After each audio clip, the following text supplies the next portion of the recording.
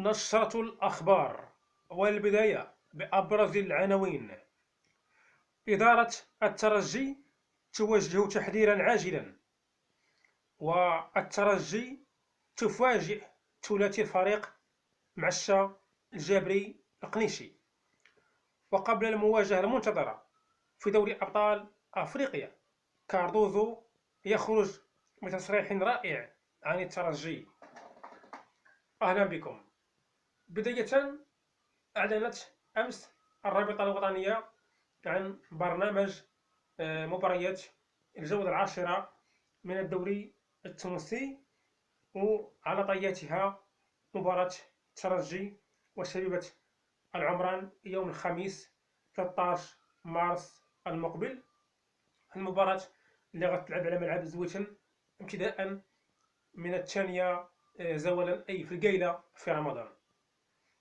فإذا ما ننساوش بأن مباراة الموالية غتجمع الترجي ضد فريق سان داونز الجنوب أفريقي في جنوب أفريقيا، مباراة الذهاب في جنوب أفريقيا، ومباراة الإياب سيأخذها الترجي هنا في راديس بتونس.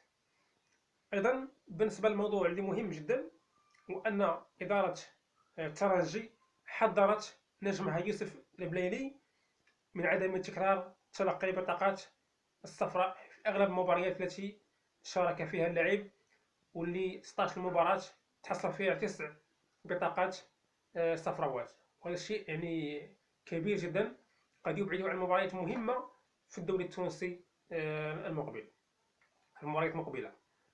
أيضا استقرت هيئة حمد المندب على إعادة تقييم عقود ثلاثي الفريق خالد القنيشي، أشرف الجابري، قصي معشة، من أجل تجديد عقودهم خلال الأيام المقبلة. إن شاء الله نشوفوا أن اللاعبين هادو يجددوا العقد مع الترجي بعد إقناع كبير من طرف المدرب أنيجي كامب.